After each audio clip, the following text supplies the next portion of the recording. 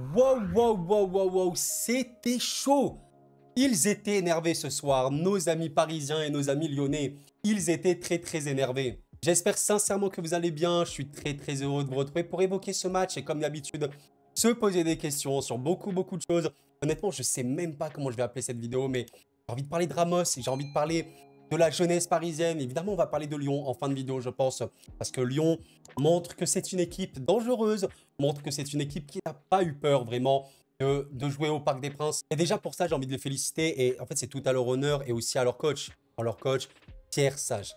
Mister Pierre Sage. Je ne sais pas quelle sera la suite de sa carrière à cet homme, mais l'OL peut vraiment, vraiment, vraiment, vraiment compter sur lui. Pour moi, Pierre Sage devrait faire une saison complète à Lyon avec une vraie préparation, avec un mercato, avec des joueurs, pourquoi pas qu'il choisit, etc. J'ai très, très, très hâte de voir ça. Mais parlons quand même de la performance parisienne. Donc voilà, le PSG l'emporte 4-1. Un match où il aurait pu y avoir plus de buts des deux côtés. Honnêtement, c'est un match très, très, très, très ouvert, très, très, très, très agréable. Globalement, oui, je pense que le PSG a dominé, a été peut-être plus fort, plus tranchant surtout, parce que Lyon s'est procuré beaucoup d'occasions, surtout en seconde, même les entrées de Mama Baldé à un moment et de Fofana ont vraiment, vraiment pu faire beaucoup de mal. Mais avant de continuer, j'ai envie de rendre hommage à un homme qui a été décrié, à un homme qui a été critiqué, peut-être à raison, parce que oui, il y a eu une phase très compliquée. Rendre hommage à la légende Marquinhos. 11 ans que je suis là. 438 matchs, ah là là. Il dépasse Pilorget. C'est incroyable. Quand je suis arrivé, je ne pensais pas que je jouerais autant et participerais autant avec ce club. Je profite de ce bon moment. On est sur une bonne lancée, on en a parlé dans le vestiaire. Il faut continuer comme ça, ne pas lâcher. On va jouer la finale contre Lyon et c'était important de tout donner pour qu'on puisse avoir cette confiance pour la finale. Merci capitaine, merci, merci capitaine. Un joueur qui aura vraiment marqué l'histoire du club, qui a aussi montré et affiché une régularité sans pareil. Oui, il a eu une phase très compliquée ces dernières années, mais il est revenu à un niveau exceptionnel. La double confrontation qui sort contre le Barça, pour moi, elle est de top, top, top niveau. Merci, capitaine. Mais les remerciements, ils sont pas que pour Marquinhos, les amis. J'ai envie de remercier plein, plein d'autres personnes. On doit commencer, les amis, par un joueur. Waouh, Gonzalo Ramos. En fait, ce qui est dingue, vous savez, dans les équipes de football, très, très généralement, il y a des avant-centres, ou du moins, il y a des avant-centres qui ont marqué l'histoire d'un club. Honnêtement, on sait que le transfert de Gonzalo Ramos fut très, très, très important, un peu comme celui de Colomani, qui a une destinée un peu différente au PSG, mais le niveau affiché par Ramos est assez indécent. Je suis parti retrouver quelques petites stats, notamment celle-ci, de la part de DataFoot. Gonzalo Ramos, c'est un but les 73 minutes en 2024 avec le PSG. Incroyable. Aucun joueur avec au moins 10 buts sur la période n'a un meilleur ratio parmi les joueurs évoluant dans les 5 grands championnats. Bien évidemment, ça ce sont juste les statistiques de buts, papier, c'est pas forcément le plus important, mais cela indique quand même quelque chose. L'homme est clinique. L'homme ne rigole pas. L'homme a décidé d'être tranchant et waouh, avec aussi peu de minutes, être aussi décisif, c'est assez exceptionnel. Et vous savez, si ça peut vous intéresser, je pense que je ferai la vidéo quoi qu'il arrive, j'ai envie de parler du PSG, le futur PSG sans Kylian Mbappé, et se dire qu'en vérité, le PSG sans Kylian, c'est pas la mort non plus. Bien sûr qu'il y a des avantages à ne pas l'avoir, mais je pense qu'on peut argumenter et ouvrir un vrai débat quant au fait que le PSG, en tout cas de cette saison, arrive à avoir des performances très convenables, voire parfois bonnes ou très bonnes, sans lui. Ça ne veut pas dire que le PSG avec Mbappé est mauvais, ça ne veut pas dire que Mbappé est un joueur mauvais, etc. Vous l'avez compris. Mais je parle d'une question d'homogénéité, de synergie, d'équipe. Et je trouve que sans lui, il y a quand même eu des matchs assez exceptionnels. Et vous voyez le rôle qu'a eu Ramos sur ce match-là contre Lyon, un rôle très très très important, de pivot vraiment, de déviation, mais également de finisseur. Un centre exceptionnel d'Achraf Hakimi sur sa tête montre qu'il est tout, en fait il a tout d'un avant-centre moderne dont on a besoin. Et je vous avoue que le rôle qu'il a aujourd'hui, je l'attendais voir également beaucoup Colomani, qui est quand même un joueur qui vit une période très compliquée, il ne faut pas se mentir, il a vraiment des qualités le petit. Hein. Il sait dribbler, il a une forte vitesse. Malheureusement, je pense qu'il est surtout en crise de confiance. Mais par contre, le niveau affiché de Gonzalo Ramos prouve réellement que c'est peut-être un futur top monde. Ça me fait penser que la sélection portugaise à l'Euro, elle va être assez dangereuse. Bon, Ramos, je ne sais pas trop s'il va jouer parce qu'il y a toujours CR7. On en reparlera. Je ne suis pas sûr que CR7, c'est forcément le bon choix. C'est un joueur que j'aime énormément, mais regardez un petit peu le niveau que peut afficher Ramos avec aussi peu de temps. C'est quand même exceptionnel et évidemment, un Portugais en cache un autre. Il faut quand même en reparler. Vitinha. Non, mais les amis, le niveau de jeu de Vitinha cette saison me choque. Pour ceux qui étaient là sur cette chaîne il y a environ 2 mois, j'évoquais, il me semble, dans une vidéo, est-ce que Vitinha peut devenir un peu ce top milieu au PSG? La vérité, les gars, je n'aurais pas cru que Vitinha pouvait être aussi bon, aussi vite. Je pensais qu'il avait quand même un potentiel très très élevé, mais aussi vite. Je pense qu'on peut argumenter, mais vraiment avec de la lucidité, que Vitinha, sur cette fin de saison, avril, même mai, on ne sait pas, peut-être, je l'espère, eh ben, il est quand même sur une dynamique qui le fait rentrer dans les meilleurs milieux d'Europe. Pas que c'est le meilleur, mais en tout cas, son rôle dans son poste, c'est assez hallucinant. En plus, il a un rôle assez hybride au PSG, parce que Vitinha, on pourrait quand même le considérer comme un milieu central initialement. Ben, il fait des matchs assez incroyables en tant que milieu défensif. D'ailleurs, les amis, si on regarde son rapport de scouting complet sur Football Ref, les statistiques parlent pour lui.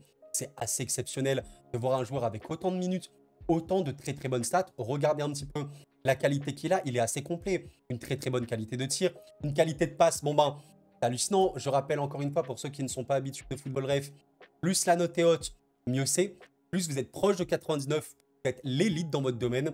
Donc si vous êtes à 99 centiles, vous faites partie du top 1% des meilleurs dans ce domaine-là. Donc regardez-moi un petit peu, c'est monstrueux. Le type de passe est très très bon. Préparation des tirs et des buts, c'est également très très très bon. L'aspect défensif moindre, mais on sait que c'est pas forcément son rôle. Il tacle beaucoup en zone offensive, faut le noter. La qualité de possession, elle est incroyable, forcément. Il dribble énormément. Bref, je vous laisse voir ça au cas par cas, si vous voulez, sur le site Football Ref, ou faites pause sur la vidéo. Mais voilà les amis, regardez juste le match qui te sort à la mi-temps. Les stats à la mi-temps de Vitinha, 44 ballons touchés, donc c'est quand même bien. 97 de passes réussies, donc un déchet quasiment inexistant. 50% de dribble réussi, 50% de duel gagné et 6 récupérations. Qu'est-ce qu'il est complet? Qu'est-ce qu'il est complet ce joueur? Il fait peur. Il fait peur. Et si on regarde les stats en fin de match, je vous laisse lire. C'est également assez dingue. Honnêtement, le niveau qu'il affiche, il est effrayant. La double confrontation qu'il sort contre le Barça, il est effrayant. Donc il a déjà des références. Honnêtement, je pensais que Vitinha pouvait atteindre un niveau élevé. Mais jamais j'aurais cru cette saison. Et à ce niveau-là, je sais pas. C'est assez exceptionnel. Et vraiment, ça pose un casse-tête pour un peu le mercato parisien qui va se profiler, forcément, qui va être extrêmement important. Ça pose une vraie question sur quelles sont les cibles en vérité. Voilà, est-ce qu'il faut vraiment recruter un milieu central? On rappelle que voilà, si on regarde sur Discord, Vitinha, il est quand même catégorisé comme milieu central. Il a fait 27 matchs dans ce rôle-là. On sait qu'il est très, très, très, très performant là-dessus. Il peut jouer dans ce rôle de milieu défensif. Et même dans ce rôle de milieu défensif, naturellement, il monte quand même beaucoup, il participe au jeu. Et c'est dingue, honnêtement, c'est dingue. Donc, je sais pas. Je sais pas, au niveau du mercato parisien, évidemment, on se posera pour en reparler. Je pense quand même qu'il faut ce top méga gros milieu de terrain. Pourquoi pas prendre définitivement un méga top milieu défensif. Je sais que c'est une référence mondiale. Et avoir du coup Vitinha va évidemment être monstrueuse normalement. Et pourquoi pas Warren, on peut aller sur ça directement. Mais voilà, je voulais rendre hommage à cet homme qui, je pense, on peut le dire maintenant, les amis, à la fin de saison, c'est le meilleur milieu du PSG. Je pense qu'à l'instant T, Vitinha est le meilleur milieu parisien. Alors, je sais pas si vous êtes d'accord avec moi, n'hésitez pas à en parler. Mais comme ça, là, me dit que peut-être que le potentiel le plus élevé, c'est Warren. Mais en tout cas, en l'état, le joueur le plus performant, le plus important pour son collectif, le plus, c'est pas monstrueux dans ce qu'il peut faire actuellement, c'est vraiment lui. En fait, il a un jeu avec ballon dingue et il a un jeu sans ballon qui n'est pas mauvais, mais qui peut être aussi très très important. Mais le jeu avec ballon, il est assez choquant. Bref, en vérité, je pourrais en parler d'encore beaucoup de gars, mais on va pas faire une vidéo d'1 heure. J'ai envie quand même de rendre hommage à Beraldo qui a marqué son premier but avec le club. Il a eu un match, bon, l'OL faisait quand même beaucoup de dégâts sur ce côté. On sait que c'est pas forcément son rôle, c'est qu'il est encore très très jeune, mais il a toujours cette qualité de passe, je trouve, assez importante. J'ai envie de noter le match assez incroyable de Warren pour le coup là, qui a été très présent. En fait, Warren, il a une qualité primordiale, c'est sa capacité à se projeter. C'est vraiment effrayant. D'ailleurs, ça se voit directement sur Football Ref, encore une fois. Regardez les statistiques de possession. Regardez la distance totale parcourue avec le ballon. Il est vraiment parmi le top élite. Regardez les possessions progressives, c'est très haut. Les chevauchés dans le dernier tiers, il a 97 centiles. C'est énormissime. Donc, le mec sait se projeter. Il aime beaucoup ça. Et quand tu imagines sa capacité à progresser, bon, honnêtement, c'est effrayant. Il faut quand même le dire sur Warren. Donc, énorme match, peut vraiment évoquer l'attaque dans le sens large. Hein. L'attaque a été plutôt bonne, même très bonne. Voilà, même Marco Colomani, c'est compliqué, mais il a eu des moments. Hein. Il a pu dribbler, il a pu apporter de la vitesse, il a pu apporter du danger. Mine de rien, il était dans les zones dangereuses. Je pense qu'il est en crise de confiance. Je pense que, je ne vais pas dire que c'est un peu le rejeté du groupe. Il n'est pas rejeté, mais il n'est pas en tout cas dans la confiance des autres. Ça, c'est assez clair. Et il faut évidemment que j'évoque encore un jeune, un très très jeune. 21 ans seulement, les amis. J'ai oublié de l'évoquer. Voilà, si vous êtes lyonnais, je suis désolé. Je sais que beaucoup de lyonnais ne l'aiment plus. Parce que, évidemment, que les lyonnais l'aimaient beaucoup avant. Mais Bradley Barcola. Ah, sincèrement, le football va trop vite. Je ne sais pas à quel point Barcola, c'était un mec qui avait un potentiel. Je ne sais pas à quel point, à Lyon, il était considéré comme peut-être le crack ultime ou pas. Je ne sais pas. N'hésitez pas à me dire. Mais là, le niveau qu'affiche Barcola, moi, je vous avoue que je l'ai découvert avec Lyon, justement. Je ne connaissais pas les rapports de scouting. Oui, c'est un énorme potentiel du club. Je ne savais rien. Je l'ai connu à Lyon. J'ai vu les performances qu'il pouvait faire à Lyon très, très importantes. Avec la Casette, c'était, je pense, le joueur offensif important. Mais là, ce qui te sort avec le PSG, honnêtement, les amis, ça fait, waouh, ça fait peur. Hein, ça fait très, très peur. Et le pire, c'est que c'est un joueur qui peut énormément progresser. Parce que quand on regarde son rapport statistique, bref, il y a beaucoup de stats où il n'est pas forcément au point, notamment au niveau des tirs.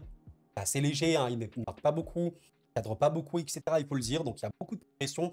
Au niveau de la passe, vous voyez que ce n'est pas quelqu'un qui passe énormément. Il y a quand même un expected assist important, donc il sait bien maîtriser les passes D. Le type de passe, vous voyez qu'il n'y a pas grand-chose non plus. Par contre, la force de Vitinha principale, comme vous voyez, c'est les dribbles. Les dribbles et l'aspect défensif, il faut vraiment le dire. Regardez un petit peu les statistiques qu'il a, Barcola, défensivement parlant, c'est un joyau. Ou coach rêve de ça, d'avoir un joueur offensif pouvant faire autant de retours, autant de courses, autant être important défensivement. Il est exceptionnel. Et évidemment, voilà, sa qualité balle au pied. Les dribbles tentés, les dribbles réussis, c'est très élevé. Les possessions progressives, c'est extrêmement élevé. Les chevauchés dans le dernier tir quand même. Chevauchés dans la surface de réparation, les amis. 95 centiles. Le mec aime le but, il aime ça. Donc, rendez-vous compte un petit peu de son niveau actuel comment dire, sans la finition, etc. Il suffit que le mec arrive à mieux passer, plus passer et mieux tirer, mieux marquer. Et ce qui l'empêche concrètement d'être vraiment parmi l'élite mondiale. Parce que le niveau qu'il affiche actuellement, il fait très peur. Donc je comprends évidemment que les Lyonnais lui en veulent parce que c'est un jeune du club. C'est quelqu'un qui devait rester au club, je peux comprendre. Mais voilà pour Barcola, en tout cas, si certains Lyonnais veulent me dire en commentaire que oui, le considèrent comme un traître, encore une fois, je me mets à leur place. Un joueur formé au club qui te dit j'aime l'OL, j'ai envie de rester à l'OL, qui met aussi, on sait, des posts, des stories, etc. avec les couleurs de l'OL et tout. Oui, je peux comprendre la réaction. Maintenant, voilà, je sais qu'il y a certains Lyonnais qui lui souhaitent bon vent. C'est aussi l'histoire du football, mais je suis d'accord, il ne faut pas parler pour faire un truc inverse. Moi, je ne vais pas brandir les couleurs parisiennes et le lendemain, je vais planter un coup dans le dos. Bien évidemment, je peux comprendre. Bon, voilà, grosso modo pour le PSG, un PSG de très haut niveau. Hein. Ça fait très plaisir et contre une excellente équipe. Hein. On rappelle que l'OL, c'était la meilleure équipe. Je pense que le PSG est passé devant, mais en tout cas, c'est largement une des meilleures équipes de France en 2024. Pas loin d'être la meilleure avec le PSG. Voilà, il faut le dire. Donc c'est très bien. Tu prépares tranquillement, sereinement la suite. On rappelle qu'il y a un match à rattraper contre Lorient. Ça va tourner parce que les demi-finales de la Ligue des Champions vont bientôt arriver. Et on rappelle que la finale de la Coupe de France, c'est le 25 mai. Ça va aller super vite. Allez, j'ai quand même envie de faire une petite parenthèse Lyon rapidement. Voilà, je sais que de toute façon, je parle pas mal de Lyon hein, sur cette chaîne. Mais c'est vrai que dans ce genre de débrief, en tant que Parisien, et il y a beaucoup de Parisiens sur cette chaîne, je sais que voilà, je pourrais parler des autres équipes. Je vais parler de Lyon quand même rapidement. Il y a vraiment une qualité à Lyon, moi, qui me choque. Hein. On rappelle quand même que c'est une équipe qui a vécu l'enfer, on le sait, qui a eu une abnégation monstrueuse depuis l'arrivée de Pierre Sage. Et pour moi, ce qui représente le mieux, on va dire, la force lyonnaise, c'est ce match-là contre Brest, hein, qui est un peu historique. Le match, il te sort initialement, il est incroyable. Brest arrive à marquer 3 buts coup sur coup. Et dit, bon, bah, c'est terminé. Mais la force lyonnaise, et ça s'est vu également avec le stade, exceptionnel. Et je suis fan de cette équipe. J'aime énormément l'OL, j'aime énormément l'équipe de Lyon. En fait, pour moi, il y a tout pour aimer cette équipe. Je pense que peut-être défensivement, c'est léger. Pas se mentir, oui, il y a beaucoup de matchs remportés avec but encaissé, mais il faut faire un travail défensif. Il faut faire un travail défensif au plateau. Parce que tu vois qu'offensivement, Benrahma, Cherki, Mohamed, Lacazette, sur le banc, tu as quoi? Tu as Mama Baldé, tu as Orban, tu as Fofana. Bon, les gars, il y a de l'attaque. On a compris. À Lyon, il y a de l'attaque. C'est des gens énervés. Ils veulent attaquer. Il y a des ailiers. Il y a tout ce que tu veux. Maintenant, il faut recruter défensivement. Parce que Matic, il marque contre son camp, c'est dommage, mais il fait des très bons matchs avec Lyon. Qui a créé le jeune du club et tout. On sait qu'il peut avoir un niveau très important. La défense, c'est un peu, je pense, ce qu'il faut voir. Bon, O'Brien avait fait de bonnes pertes, mais est-ce qu'il a un potentiel max tiré à, on va dire, un club comme l'OL? Je ne sais pas, je ne sais pas. Mais je pense vraiment qu'il faut recruter, en défense parce qu'on voit qu'aujourd'hui, ils font un excellent match au PSG. On rappelle encore une fois, 16 tirs, 6 cadrés. Oh, c'est très bien. Hein. Il y a des clubs qui tirent une ou deux fois dans un match contre le PSG. 37% de possession, mine de rien, contre le PSG, ça va. Franchement, en Ligue 1, le PSG a déjà eu 70% de possession, même plus. Vraiment bien. Et évidemment, j'ai envie d'évoquer, comme je l'évoquais en début de vidéo, El Mister Pierre Sage. Moi, je suis désolé, je suis, comment vous dire, passionné par cet homme, ce coach, sa vision du football. Il a fait une excellente interview, il me semble, aux Parisiens ou à l'équipe, je ne sais pas, n'hésitez pas à aller la voir. Incroyable, hein. Quel coach merveilleux. Et j'espère sincèrement pour le foot français qu'il va rester. J'ai vraiment pas envie de voir Pierre Sage partir parce que je pense sincèrement, je vous le dis comme je le pense, peut-être que je me trompe, mais un Lyon, il termine sa saison tranquillement. Peut-être même qu'il sera champion avec la Coupe de France, on ne sait pas. Mais en tout cas, tu termines ta saison, tu prépares la saison prochaine avec un gros mercato, des profils très ciblés, donne carte blanche à Pierre Sage, tu lui dis fais ta vie. Il a une très bonne préparation physique. Pourquoi pas l'OL dans le top 3 Ligue 1 la saison prochaine? Honnêtement, pourquoi pas?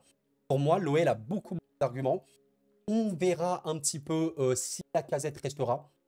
C'est que bon, joueur exceptionnel, légende de Lyon. 32 ans, ça va. Ça va. Il n'est pas non plus 39 ans.